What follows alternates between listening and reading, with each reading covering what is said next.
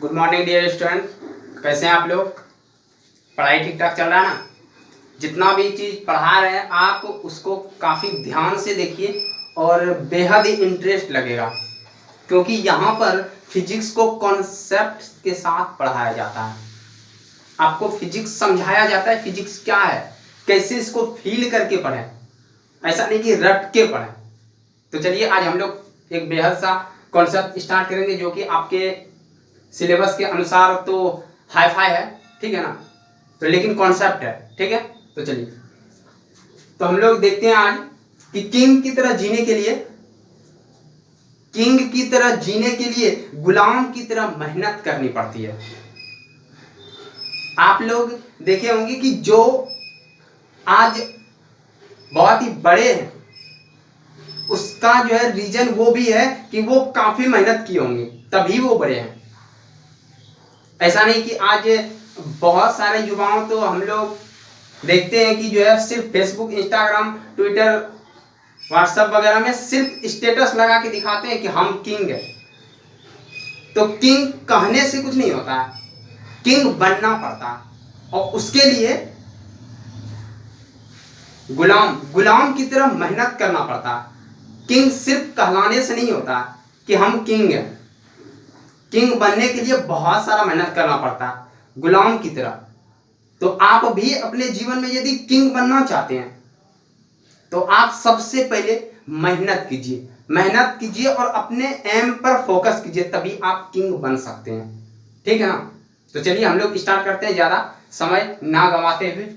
तो आज हम लोगों को जो पढ़ना है वह संधारित्र, कोई संधारित्र है, ठीक है, कोई संधारित्र है और उसके बीच में जो है ना हमको जो है परावैद्युत पदार्थ रखना है, आंशिक रूप से भरना है। अर्थात यहाँ पर हम आंशिक रूप से भरेंगे, यहाँ पे खाली रहेगा। तो यहाँ खाली जो रहेगा यहाँ पर क्या होगा, निर्वात या वायु। तो निर्वात या वायु का परावैद्युतांक और इसका परावैद्युतांक अलग अलग होता है। इसका परावैद्युतांक कितना होता है, मान लेते हैं यदि K1 होता है तो इसका तीव्रता कितना हो जाएगा, जितना परावैद्युतांक हम लोग क्या पढ़े हैं कि कोई भी जो है परावैद्युतांक K1 परावैद्युतांक है और ये K2 परावैद्युतांक है। K1 परावैद्युतांक होगा तो इसका तीव्रता कितना हो जाएगा। यदि ये निर्वात में रखते हैं, यहाँ पे पहले E0 था, लेकिन जब इसको रखते हैं तो अब यहाँ पे तीव्रता क्या हो जाएगा, E0 बाय K1, यहाँ E0 बाय K2। बस यही देखना हम लोगों को, इतना ही कॉन्सेप्ट है, ठीक है। तो चलिए स्टार्ट करते हैं। लैंग्वेज आप लोग खुद से बनाइएगा, पीछे हम लोग बहुत सारा लैंग्वेज देख चुके हैं, ठीक है। तो लैंग्वेज खुद से बनाना है, ठीक है ना। तो देखिए फिगर कैसे बनाएंगे, पहले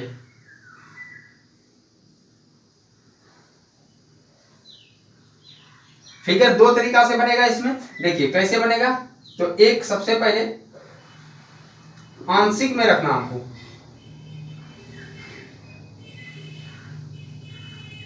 एक इस तरह का रखेंगे, मान लेते हैं कि मोटाई इसका T है, ठीक है, आंशिक रूप से रखें, पूरा नहीं भरे हैं। तो यदि हम मानते हैं कि ये T1 मोटाई का है, T1 ये मोटाई का है और ये T2 मोटाई का है। अब इन दोनों प्लेट के बीच की दूरी पहले D है, टोटल D है। तो अब जो खाली जगह में बचा, जो निर्वात में बचा, तो वो क्या हो जाएगा, D में टोटल में T1 और T2 घट जाएगा, तो इसकी मोटाई निकल जाएगा इसका, ठीक है। तो यहां से हम लोग देखेंगे इस फिगर को जो है इस तरह भी बना सकते हैं हम लोग, इस तरह और इस तरह मान लेते हैं। और यदि हम इसको सटा के रख दें इस तरह से, दोनों जो है परावैद्युत पदार्थ को सटा के रख देंगे, ठीक है। तो ये ज्यादा समझ में आएगा आप लोगों को।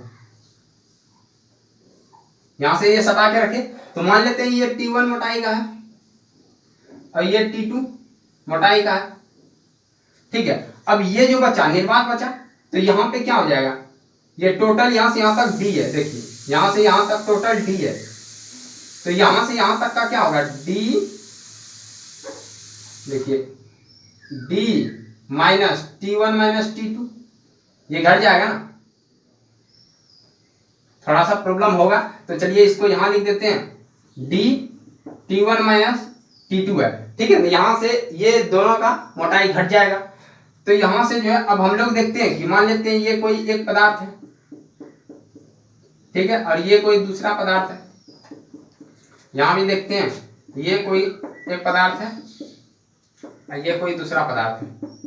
ठीक है, तो यहां से देखते हैं कि इसका परावैद्युतांक जो है वह K1 है और इसका परावैद्युतांक K2 है। और ये यदि हम मान लें कि K0 है, ये K0 भी मान सकते हैं, या तो हम लोग जानते हैं कि वायु का परावैद्युतांक कितना होता है, K बराबर 1 होता है, K बराबर 1 होता है वायु का परावैद्युतांक। तो हम लोग यहां से जो है निकाल सकते हैं। तो देखिए ये क्या है, संग्राहक है, तो यहाँ पे प्लस रहेगा, और ये संघनक है तो ये इधर माइनस रहेगा। ये आपको क्लियर होना चाहिए, यहाँ पे प्लस होगा और यहाँ पे माइनस होगा। ठीक है, अब यहां से हम लोग क्या देखते हैं, और इन दोनों के बीच में जो तीव्रता है वह E0 है, क्योंकि पहले जो निर्वात था तो निर्वात में तीव्रता E0 ली है।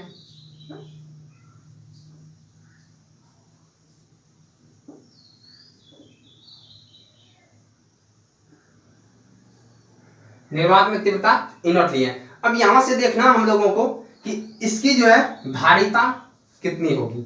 ठीक है, इसकी धारिता ज्ञात करने के लिए हम लैंग्वेज कैसे लिखेंगे, माना कि कोई संधारित्र प्लेट है, ठीक है, जिस पर एक प्लेट पे प्लस चार्ज है जो संग्राहक कहलाता है और एक पे माइनस चार्ज है जिसे संघनक कहा जाता है।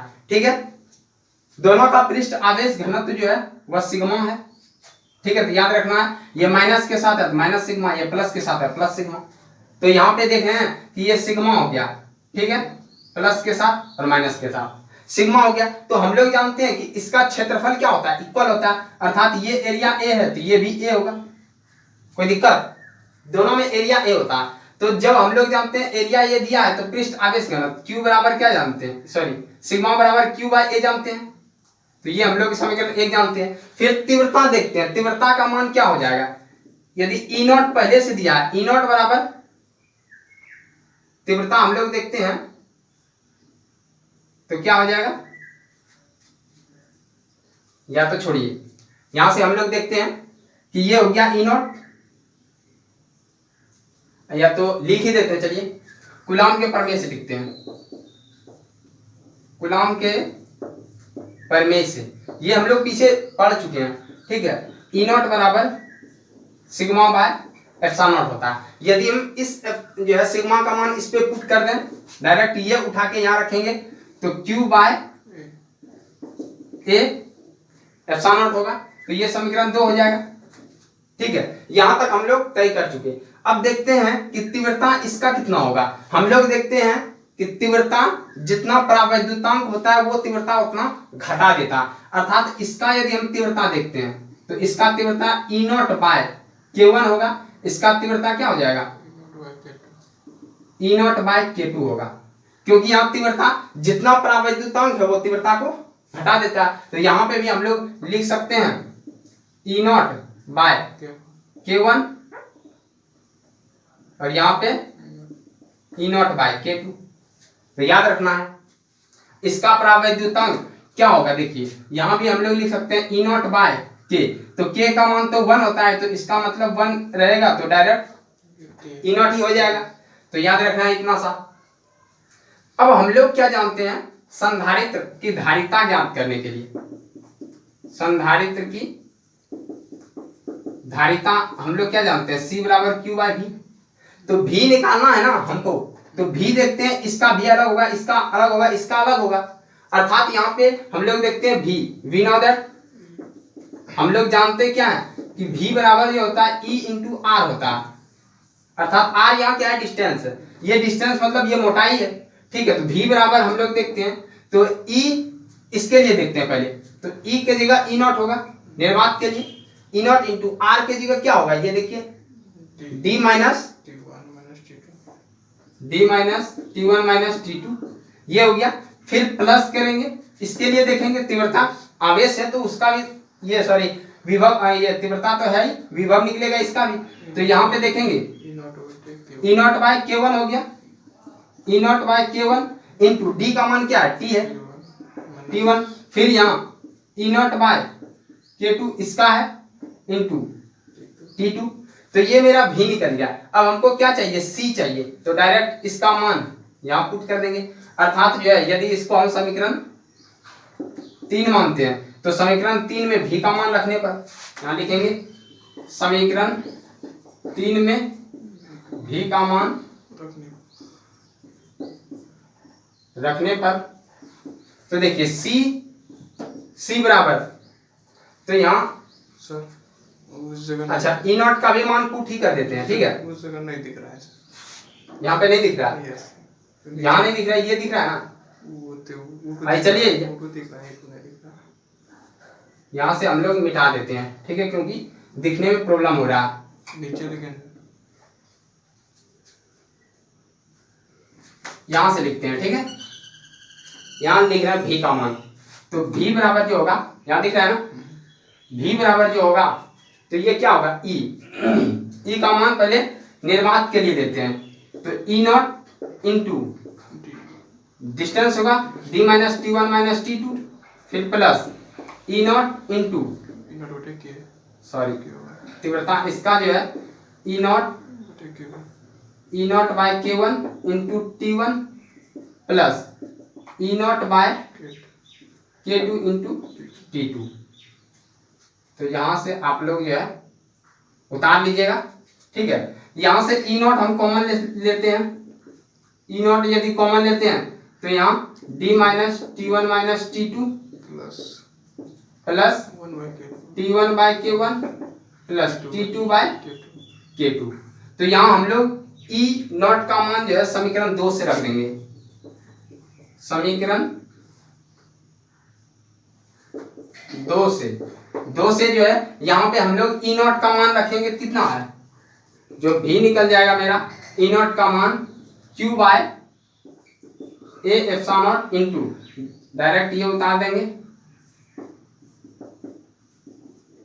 Minus T2 plus T1 by K1 plus T2 by K2, ठीक है। ये कॉन्सेप्ट है और कुछ नहीं है, ठीक है, रटना नहीं है। अब ये हम बता देंगे कैसे होता है। यहां से देखिए, अब यहाँ पे समीकरण 3 में इसका मान पुट कर देंगे, तो ये मिटा रहा है, ये सब मिटा रहा है, ठीक है। आप लोग जो है उतार लीजिएगा।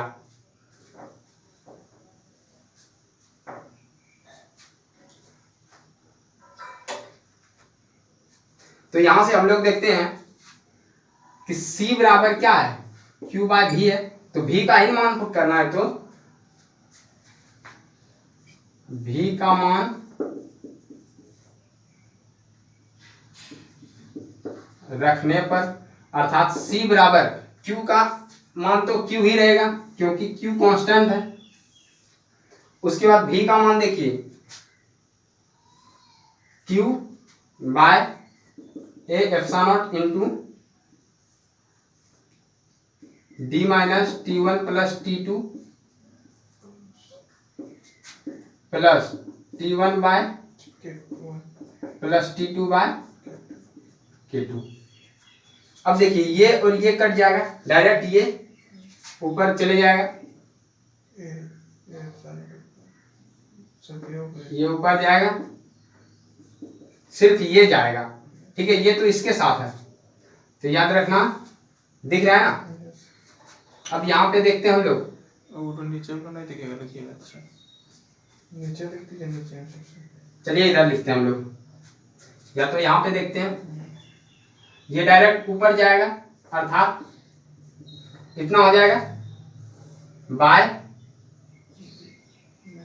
dt1 minus dt2 plus T1 by T2 plus T1 by K1 फिर T2 बाय K2। ये फाइनली मेरा क्या निकल गया, C का मान निकल गया, जो कि हमको निकालना था। अब देखिए इस तरह कितना निकालेंगे, बहुत सारा निकलते जाएगा। तो हमको जो है एक कॉन्सेप्ट याद रखना है। क्या कॉन्सेप्ट याद रखेंगे, यदि n इस तरह जो है, यहाँ देखिए ये क्या हो गया, यहाँ पे हम लोग जानते हैं ये k है, तो k बराबर क्या 1 है, तो अब हम लोग फाइनली क्या देखते हैं, इसको मिटा रहे हैं, ठीक है ना।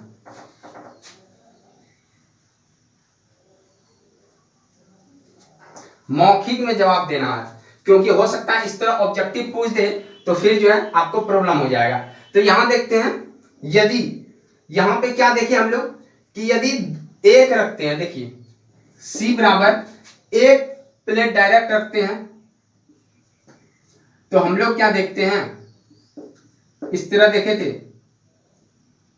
ये, चलिए छोड़िए, n प्लेट के लिए देख लेते हैं पहले। यदि n प्लेट हो, सॉरी n परावैद्युतांक वाला माध्यम रखा हो, n माध्यम रखा हो, n माध्यम रखा हो, तो ये भी बहुत इजी हो जाएगा, जिसका परावैद्युतांक K1 K2 K3 इस तरह जाएगा, कहां तक, Kn तक चले जाएगा। n हो मोटाई जो है, ठीक है, मोटाई क्रमशः क्या हो जाएगा, T1 T2 T3 डैश कहां तक जाएगा, Tn तक जाएगा। तो इस तरह जब रखा हुआ हो तो धारिता क्या होगा, आज तक आप लोग कभी इस तरह नहीं पढ़े होंगे। तो धारिता देखिए क्या होगा, तो हम लोग देखते हैं ये तो कॉमन है सब में, तो यहां देखते हैं A एप्सिलॉन नॉट रख देंगे बटे, देखिए T D minus D1 D2 है, 2 रखेंगे तो 2 घटेगा, यदि n रखेंगे, आंशिक रूप से रख रहे हैं तो n तक घटेगा। और यही यदि जो है इसका भी डिस्टेंस हम कुछ मान लें तो डायरेक्ट हो जाएगा, ठीक है ना। तो नहीं तो यदि हम लोग देखते हैं कि यदि n तक रखा होगा तो D T1 minus T2 minus इस तरह कहां जाएगा, Tn तक घट जाएगा इसमें, उसके बाद प्लस हो जाएगा। यहां से देखते हैं तो क्या हो जाएगा, T1 बाई K1 होगा, T2 बाई K2 होगा, प्लस इस तरह कहां तक जाएगा, Tn बाई Kn जाएगा। तो बस सिंपल सा है, ठीक है ना, इसमें घबराना नहीं है कि ये कैसे हो गया। यहाँ पे देखिए, यहाँ पे K बराबर क्या होता है, 1 होता है। तो यहाँ हम फाइनली क्या देख रहे हैं, जितना उसका मोटाई है और जितना उसका परावैद्युतांक है उसी के अनुपात से हम लोग देखते हैं, उसी के अनुपात से देखते हैं। यदि इस तरह सवाल दे दें, ऑब्जेक्टिव में आता है, ठीक है ना, और चाहे आप किसी भी चीज का तैयारी करते हो सब में इस तरह का क्वेश्चन आ सकता है। जैसे ये दे देगा कोई संधारित्र है, ठीक है, और इसमें बोलेगा कि 4 माध्यम रखा है, ठीक है, ये 4 माध्यम अलग अलग माध्यम है। सर इधर नहीं दिख रहा है सर, यहाँ पे ये कहां तक दिख रहा है, यहाँ तक नहीं सर, इधर नहीं दिख रहा है। देखिए अब यहाँ तक है, प्लस कर देंगे कहां तक, प्लस जाएगा Tn बाई Kn, वहाँ भी थोड़ा सा Tn थोड़ा सा ऊपर वाला वो ऊपर में है सर, T1 मोटाई सब लिखे हैं। अच्छा ये भी नहीं दिख रहा।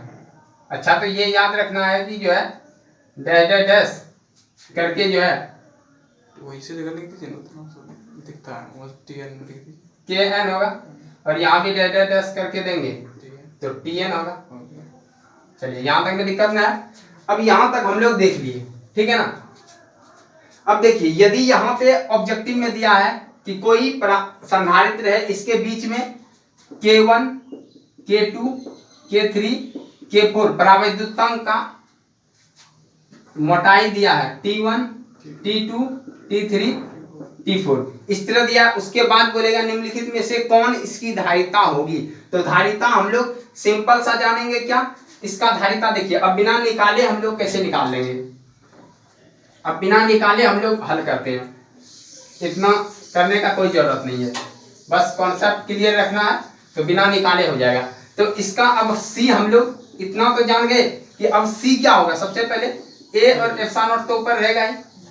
उसके बाद देखिए K1 है तो हम लोग क्या जाने कि जितना मोटाई होता है उसमें परावैद्युतांक से भाग देना, अर्थात यहाँ पे अगर T1 है तो T1 by K1 plus T2 by K2 plus T3 by K3 plus T4 by K4, इस तरह होगा यदि मोटाई दिया है। बस सिंपल सा तो है। अब यहीं पे K के जगह यदि 1 2 3 4 इस तरह दे दे और मोटाई दे दे कि ये जो है 1 जो है सेंटीमीटर है, 2 सेंटीमीटर है, 3 सेंटीमीटर है, 4 सेंटीमीटर है, इस तरह यदि दे दी तो क्या करेंगे, डायरेक्ट बैठा के इसका मान निकाल देंगे। इसका एरिया मान लेते हैं कि दे देगा कि जो है 2 मीटर का या 5 मीटर का, 5 मीटर का देगा या तो 2 मीटर का देगा तो 2 यहाँ बैठाएंगे। एप्सिलॉन नॉट का मान जानते हैं हम लोग 8.85 गुना 10 के power minus 10 to the power minus 12 होता है। उसके बाद यहाँ T1 का मान दिया रहेगा 1 है तो 1 सेंटीमीटर है, सेंटीमीटर को मीटर में लाना हमको तो 100 से भाग दे देंगे। तो यहां से हमको क्या करना, इस पे मान बैठाना, डायरेक्ट जो है आंसर निकाल देना है। ठीक है, ये बहुत सारा एग्जाम में पूछा हुआ भी इस तरह का सवाल है। तो कॉन्सेप्ट आप लोग ये तभी समझ में आएगा जब आप लोग सीरीज बाय सीरीज देख रहे हैं। ठीक है, मेरा प्लेलिस्ट बना हुआ है, आप प्लेलिस्ट खोलिए, एक एक वीडियो आपको सारा मिलेगा, कोई भी चीज का छूटा नहीं होगा। और नेक्स्ट टॉपिक में हम लोग जो है सीरीज ऑफ कैपेसिटर स्टार्ट करेंगे। पैरेलल होता है, सीरीज में होता है, ये जो है कॉम्बिनेशन इसका।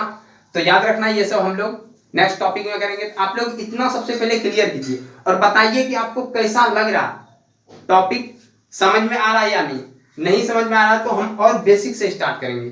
ठीक है ना। लेकिन हाँ, वीडियो चाहे कितना भी बड़ा हो, जब तक आपको समझाएंगे नहीं तब तक हम छोड़ेंगे नहीं। ठीक है, तो चलिए हम लोग मिलते हैं नेक्स्ट टॉपिक को लेके नेक्स्ट लेक्चर में। तब तक के लिए गुड बाय, टेक केयर।